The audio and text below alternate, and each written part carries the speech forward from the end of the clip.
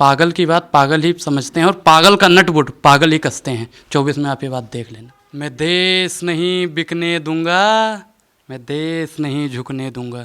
देश भी बिक रहा है, देश भी झुक रहा है। अमन बेच देंगे, चमन बेच देंगे, और पत्रकार जितने भी हैं अगर सत्ता की दलाली करते रहे तो एक दिन ये वतन बेच देंगे। और 25 साल बाद जब मैं रिटायर होता, आके यूँ दरवाजे के सामने खड़ा हो जाता, मोदी जी निकलते, सर आरक्षण मिले ना मिले, रहे ना रहे, उससे कोई मतलब नहीं, क्योंकि ये रहेंगे तो कुछ नहीं रहेगा। बाकी कुछ चटुकार हैं, कहते हैं क्या कीमत है तुम्हारी, कीमत बताओ।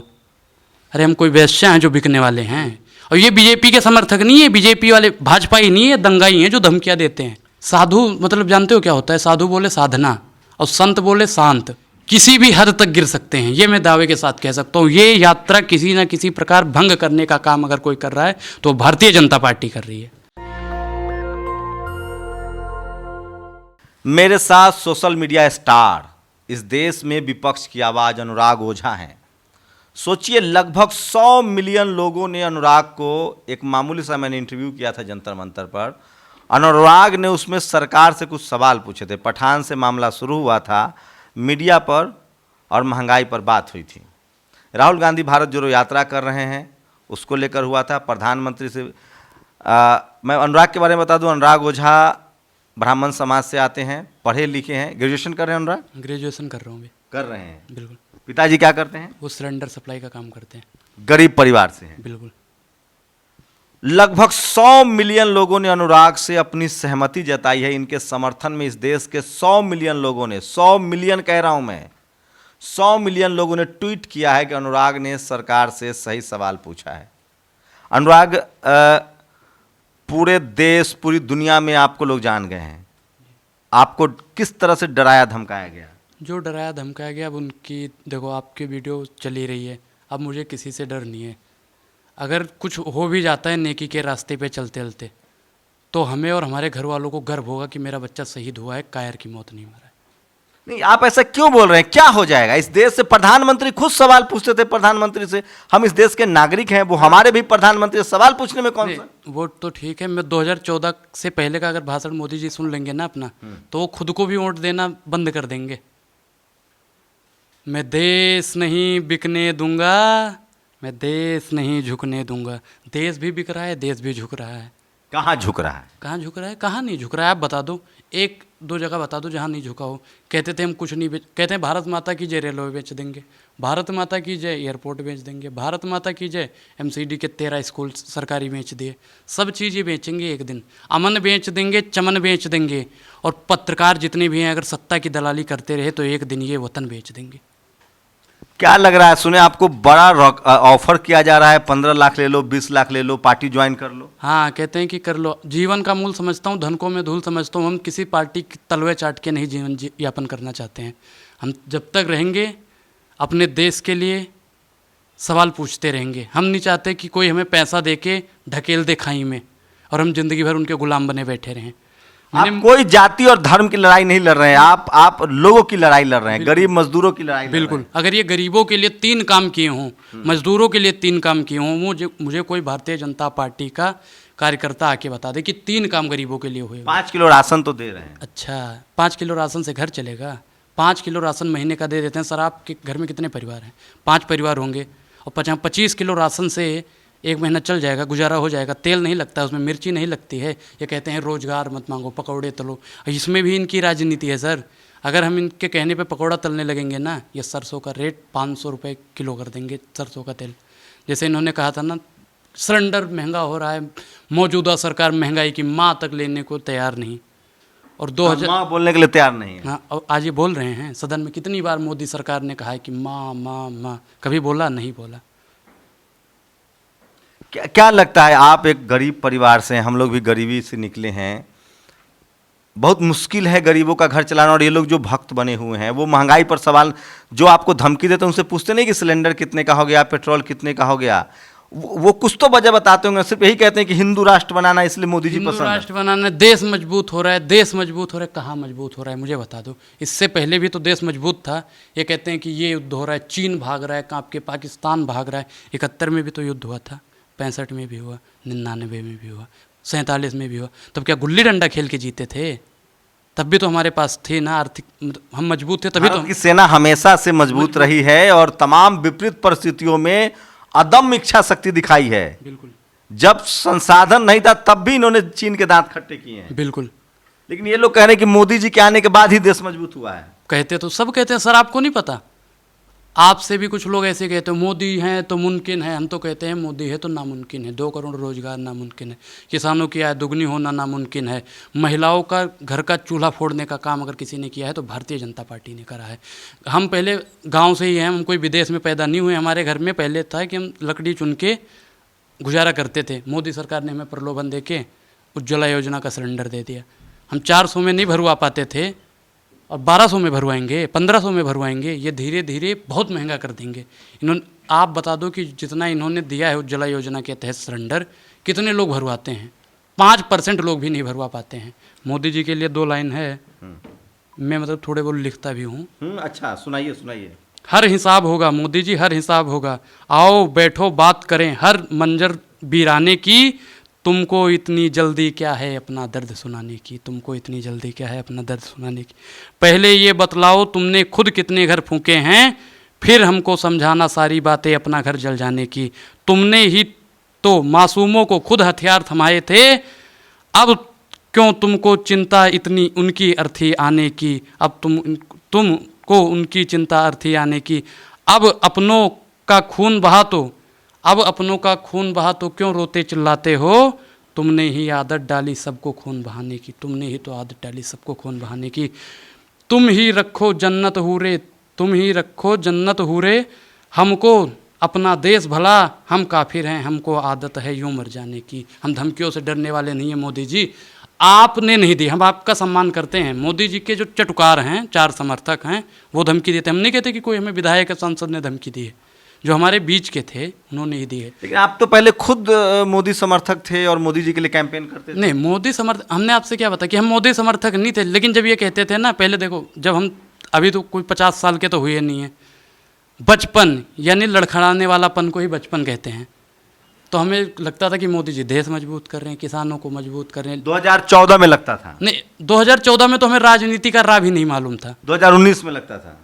2019-20 के बाद में मुझे लगना शुरू हुआ कि हाँ मोदी जी। चौकीदार बने थे कि नहीं फेसबुक? नहीं, चौकीदार नहीं बना। आज उठा के देख लो, मैंने कभी नहीं कहा मैं चौकीदार हूँ। चौकीदार तो चोर है, हम नहीं कहते। ये कहते थे लोग चौकीदार चोर है। हम चौकीदार काहे बने? बताओ आप। सवाल पूछते हैं तो कहते पढ़ लिख के क्या करना चाहते हैं? देश सेवा। देश से प्रेम तो बढ़कर बताना चाहिए, मैं रहूं या ना रहूं, भारतीय रहना चाहिए। मतलब देश सेवा में क्या सेना में बनना जाना चाहते हैं या कोई नौकरी करना चाहते हैं, क्या करना? नहीं, पहले सेना का ही था, लेकिन जब ये अग्निवीर वाला निकला ना तो मैं फॉर्म भर रहा था, तो उसमें मतलब नाम मेरा मैच नहीं कर। उसके बाद में फिर 4 साल वाला ही था कि 74 साल के प्रधानमंत्री जी हो गए और कुर्सी की इतनी लालच कि छोड़ने को तैयार नहीं है।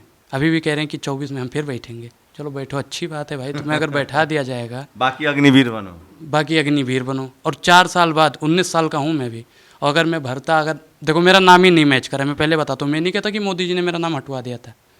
और अगर फिर उसके बाद में हो भी जाता है, मैं 25 साल का होने के बाद, और 24 में मोदी जी प्रधानमंत्री बन जाएंगे, लोग ऐसा कहते हैं, और 25 साल बाद जब मैं रिटायर होता, आके यूँ दरवाजे के सामने खड़ा हो जाता, मोदी जी निकलते, सर यही करना होता बस मुझे। अब आप बताओ कि एक जवान है, उसकी आपने 4 साल कर दिया, अपना तो कम से कम 4 साल करो। 5 साल क्या करते हैं ना कि प्रधानमंत्री का चुनाव जो होता है 5 साल के लिए पद पे बैठते हैं, और ये अभी 15 साल का करने वाले हैं। 10 साल इनका हो ही जाएगा, और ये फिर बैठने वाले हैं। अरे ये तो कुर्सी छोड़ें, हमसे तो कहते 4 साल बाद छोड़ दो। क्या लग रहा है जो इनके समर्थक हैं वो क्यों नहीं समझ रहे हैं? क्या सब अमीर लोग इनके समर्थक हैं या गरीब भी इनके? अच्छा, एक भी गरीब, मुझे तो नहीं लगता कोई गरीब इनका समर्थक होगा। गरीब के घर का जब चूल्हा बंद है तो क्या कहेगा? मोदी मोदी मोदी मोदी मोदी मोदी मोदी मोदी कहेगा। आपको क्या लगता है सर कि गरीब कहेगा मोदी? गरीबों से आप पूछोगे ना, मोदी का नाम उसके जुबान पे आएगा ही नहीं। लेकिन इन्होंने तो वोट ही लिया हिंदू मुस्लिम के नाम पर, राम मंदिर बनाएंगे। इन्होंने वोट ही लिया था कि मुसलमान को टाइट करेंगे। लोगों ने, हिंदुओं ने वोट ही दिया, इसलिए उनको कह रहे हैं कि हम 500 रुपये पेट्रोल हो जाए, 1000 रुपये सिलेंडर, 5000 रुपये सिलेंडर हो जाए, कपड़ा उतर जाए, लेकिन हमको हिंदू राष्ट्र चाहिए, मुसलमान टाइट होना चाहिए। नहीं, हिंदू राष्ट्र चाहिए, चलो ठीक है, हिंदू राष्ट्र बनाओ। हम नहीं कहते कि हिंदू राष्ट्र मत बनाओ या मुसलमान राष्ट्र मत बनाओ, जो तुम्हें करना है करो। लेकिन एक बात मैं बता दूं कि पागलों की बात पागल ही समझते हैं, पागल की बात पागल ही समझते हैं, और पागल का नटबुट पागल ही कसते हैं। 24 में आप ये बात देख लेना। ये मतलब समझ में नहीं आया, मतलब गरीब ही इनका नटवोट कर देंगे? गरीबों के जरिए जीते हैं ना। भारत में जितने भी अमीर हैं 1% लोग भी वो अमीर नहीं जाते हैं मतदान करने। मतदान कौन करता है? गरीब करता है। जो निचले वर्ग के हैं वही लोग करते हैं। तो वही हमारे कहने का मतलब है कि पागल की बात पागल ही समझते हैं और पागलों का नटबुट पागल ही कसते हैं। तो आपका जो हृदय परिवर्तन हुआ मोदी से या बीजेपी से तब हुआ जब आपने अपने घर की स्थिति घर देखी? की स्थिति देखी, आस पड़ोस की स्थिति देखी। पहले हमें भी लगता था चलो ठीक है, देश मजबूत कर रहे हैं, ये मजबूत कर रहे हैं, फलाना मजबूत कर रहे हैं। उनको हिंदुओं की राज आएगा, देखो हिंदुओं का मुसलमान टाइट रहेगा, नहीं, आरक्षण खत्म होगा। आरक्षण वगैरह के देखो, आरक्षण से कोई मतलब नहीं है हमें। आरक्षण मिले ना मिले, रहे ना रहे, उससे कोई मतलब नहीं, क्योंकि ये रहेंगे तो कुछ नहीं रहेगा। अभी बताया ना कि अमन बेच देंगे, चमन बेच देंगे, और आप लोग अगर सत्ता की दलाली करते रहे तो एक दिन ही पूरा वतन बेच देंगे। पत्रकारों को क्या लग रहा है, पत्रकार क्यों इधर आ जाइए थोड़ा सा अनुराग, पत्रकार क्यों बीजेपी के साथ है? सर पत्रकार को डर है, डर है। और डर से देखो, भय से तो देखो सब कांपते हैं। जाके बल्लोले भगवान, जब भय आ जाता है तो बंदा कांपने लगता है। वैसे अब एक वो सत्ता रूपी भय है, आप लोग उन्हीं के डर से कांप रहे हैं। हिम्मत है किसी की सवाल पूछने की? लेकिन पत्रकार कांप नहीं रहे हैं। इस देश में पत्रकार सवाल पूछते हैं। देखिए मैं बता रहा हूँ। एक पत्रकार के अलावा बता दो, एक ने पूछा था क्या हाल हुई है, देख रहे हो कि अब वो तो माइक लेके घूम रहा है। वही आप लोगों का भी हाल हो जाएगा अगर पूछोगे तो। नहीं पूछने की हिम्मत है, एक भी पत्रकार की हिम्मत नहीं है। चाहे वो ब्राह्मण ही पत्रकार क्यों ना हो, हिंदू ही पत्रकार हो, वो भी नहीं सवाल पूछ सकता है। हिंदू, मुस्लिम, सिख, ईसाई कोई नहीं पूछ सकता सर। जब तक ये बैठे हैं ना सत्ता पे, तब तक किसी की हिम्मत नहीं होगी कि बोल दे। तो अब अनुराग, आपको जब धमकियां मिल रही थी तो आपने कहा नहीं उन लोगों की मैं भी ब्राह्मण समाज से हूँ, हिंदू हूँ, मैं सरकार से वाजिब सवाल पूछ रहा हूँ, मुझे क्यों धमका रहे हो? मुसलमान होते तो धमकाते, हिंदुओं को धमका रहे हो। देखो उनको धमका, जिसको अब तो क्या कह रहा हूँ कि हिंदू धमकाए, मुसलमान धमकाए, सिख धमकाए, ईसाई धमकाए, कोई फर्क नहीं पड़ने वाला। और पीठ दिखा के भागना नहीं है। मेरी माँ भी कहती है कि बेटा जा तो रहे हो पीठ दिखा के, लेकिन छाती दिखा के लौटना।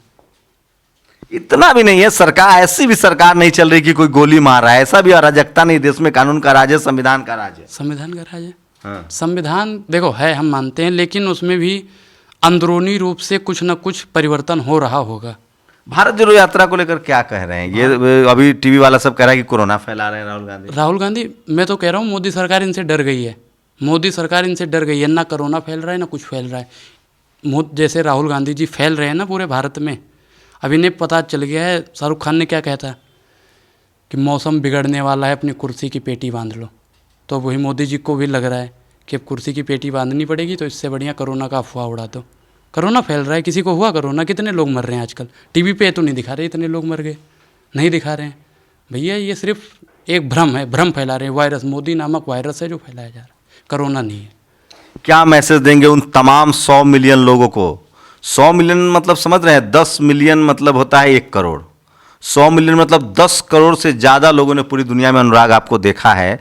उनको क्या मैसेज देंगे कि अनुराग सवाल पूछते रहेंगे सरकार से, चूंकि आप आइकॉन बन चुके हैं? हाँ, अब उनको हमारा तो जय सिया राम। हम तो कहते हैं कि अगर उनका ऐसे प्यार मोहब्बत बनी रही तो हम ज़रूर सवाल पूछेंगे। इसके लिए अगर मुझे अपनी गर्दन भी कटवानी पड़े तो मैं पीछे नहीं हटूंगा। उन लोगों को क्या कहेंगे जो फ़ोन पर धमकियाँ देते हैं?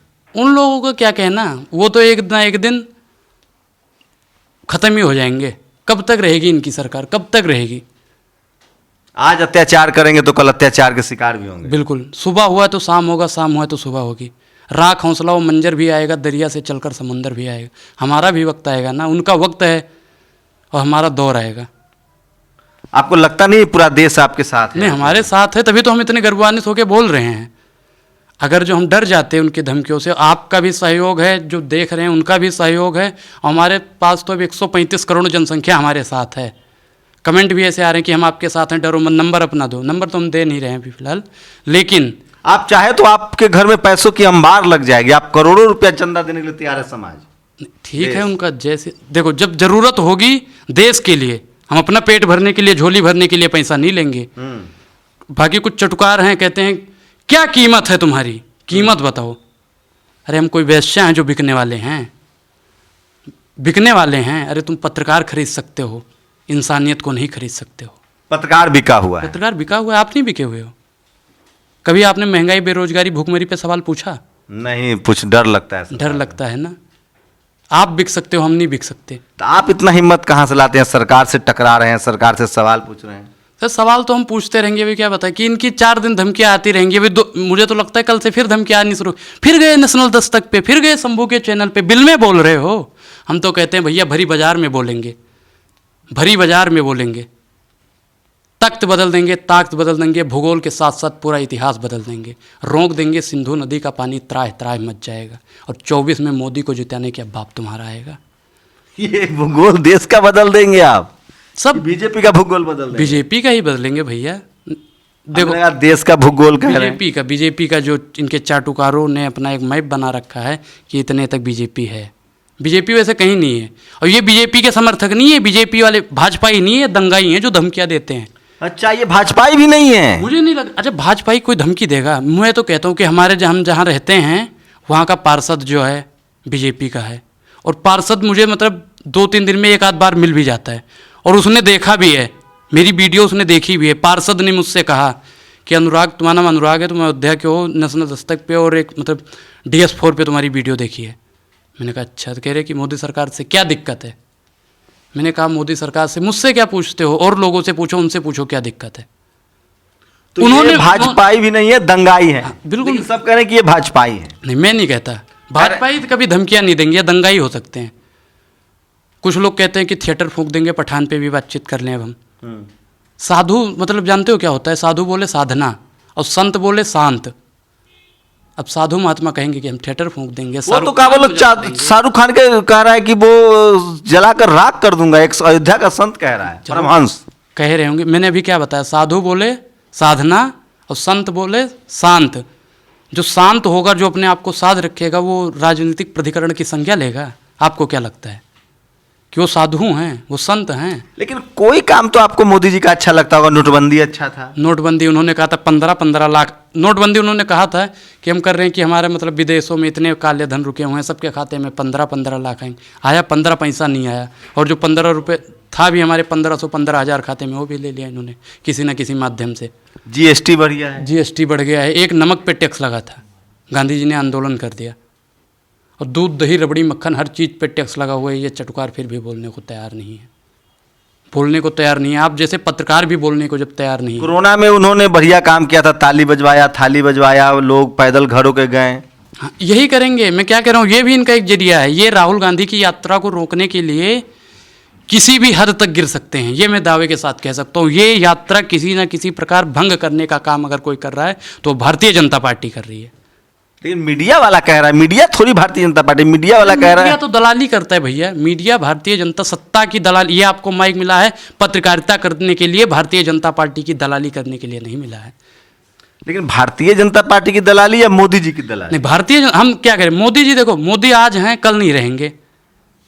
मोदी आज हैं कल नहीं रहेंगे। का भरोसा है, इस जिंदगी का साथ देती नहीं है किसी का भरोसा है कब कौन रहे कौन ना रहे। मोदी जी का हम नहीं बोलेंगे कि आप मोदी के दलाल हो, लेकिन भारतीय जनता पार्टी के दलाल हो। कविताएं भी लिखते हैं आप? थोड़ी बहुत लिखते हैं। क्या सब्जेक्ट है आपका? मैं तो पॉलिटिकल ऑनर्स से अभी BA कर रहा हूँ और ITI कर रहा हूँ। दिल्ली यूनिवर्सिटी से? जी, इग्नू से। इग्नू से? क्या करना चाहते हैं पढ़ लिख कर? पढ़ लिख कर बताया तो देश सेवा, समाज सेवा। सोचिए इस युवक के शब्दों में कितनी गहराई है, कितना दर्द है और कितनी सच्चाई है। कितनी गहराई है, कितना दर्द है, कितनी सच्चाई है कि अब तक 100 मिलियन से ज़्यादा लोगों ने देखा है। पिछले 7 दिन से ये घरों में थे, अपने घर में थे, क्योंकि इनको धमकियां दी जा रही थी। इनके माता पिता सब डरे सहमे थे, लेकिन अब इन्होंने तय किया है कि ये सड़कों पर आएंगे और सरकार से सवाल पूछेंगे। और इन्होंने एक बड़ी बात कही है, जो इनको धमकी दे रहे हैं वो दरअसल भाजपाई नहीं, दंगाई हैं। टीवी अखबार वाले डरे हुए हैं। सोचिए, ये बात तो जज कह रहा है, ये बात तो सुप्रीम कोर्ट का चीफ जस्टिस कह रहा है, रिटायर्ड जज कह रहे हैं, पूरा देश कह रहा है कि मीडिया ने सवाल पूछना बंद कर दिया है। और ऐसे वक्त में बार बार कह रहा हूं कि भारत में डेमोक्रेसी की जड़ें गहरी है। इसी तरह के कुछ छात्रों की वजह से इंदिरा गांधी को कुर्सी गंवानी पड़ी थी, इमरजेंसी लगाना पड़ा, आंदोलन चला, सत्ता गए। क्या लग रहा है अनुराग, इस सरकार पर असर पड़ेगी आपकी बातों का? बिल्कुल बिल्कुल पड़ेगी। अभी आपने इंदिरा गांधी जी को याद दिलाया, छात्र आंदोलन हुआ था और उन पे भी बेरोजगारी, महंगाई, भ्रष्टाचार सब था, हैं? वो भी राष्ट्रवाद कर रही थी उस समय। नहीं, देखो जो कर रही होंगी ठीक है, लेकिन छात्रों ने आंदोलन छेड़ा, बेरोजगारी, महंगाई, रोजगार वो भी नहीं, मतलब रोजगार उनके भी ज़माने में थोड़ा कम था, सबके ज़माने में कम रहता है, लेकिन महंगाई आसमान छू जाए वो भारतीय जनता पार्टी है। महंगाई जो आसमान में छुआ दे वो सिर्फ भाजपा है बस। तो ये अनुराग हैं, अगर आपको इनकी बातों की सच्चाई, गहराई और दर्द से नाता है, आपको लगता है कि ये आम भारत की बात कह रहे हैं, आम भारतीय की बात कह रहे हैं, आम लोगों की बात कह रहे हैं, तो इस वीडियो को शेयर कीजिए, कमेंट कीजिए और अनुराग के साथ अपनी सॉलिडारिटी दिखाइए। मैं इस बात से एक पत्रकार के तौर पे सहमत हूं कि जो टेलीविजन अखबार है उसने सवाल पूछना बंद कर दिया है, लेकिन उसकी वजह जो अनुराग कह रहे हैं मैं उससे सहमत नहीं हूं। अनुराग को लगता है कि ये इसकी वजह है डर या पैसा। सच्चाई ये है कि जो टीवी अखबार इस देश के तमाम सिस्टम पर जो जाति विशेष के लोग बैठे हुए हैं, उनकी आइडियोलॉजी मैच करती है बीजेपी और आरएसएस से, और गिने चुने बिरले सवर्ण समाज से अनुराग जैसे लोग हैं जो बिना किसी लोभ लालच के, बिना किसी पार्टी की वजह से समाज के लिए, देश के लिए, चूंकि अनुराग गरीब घर में पैदा हुए हैं, गरीबी दे झेल रहे हैं, इनके पिताजी रोज कमाने खाने वाले जैसे हम लोग हैं, इसलिए उस दर्द को झेला है और अब वो उससे आगे निकल रहे और ये चाहते हैं कि ये मुल्क मजबूत बने, ये देश मजबूत बने और यहाँ सबको बेहतर जिंदगी मिले। क्या देंगे आप अनुराग का साथ? क्या कहेंगे उन धमकी देने वालों को? क्या अनुराग को डटे रहना चाहिए, अपनी आवाज़ उठाती रहनी चाहिए? आपकी प्रतिक्रिया बहुत ज़रूरी है। कैमरामैन आशीष के साथ शंभू कुमार सिंह, नेशनल दस्तक, दिल्ली। नेशनल दस्तक की आपसे गुजारिश है कि अगर इसको बचाना चाहते हैं तो नेशनल दस्तक को सब्सक्राइब करने के लिए रेड कलर के सब्सक्राइब बटन को दबाएं, फिर बेल आइकन की घंटी दबाएं। नेशनल दस्तक को बचाने के लिए बहुत जरूरी है कि हर खबर को शेयर करें, लाइक करें, कमेंट जरूर करें।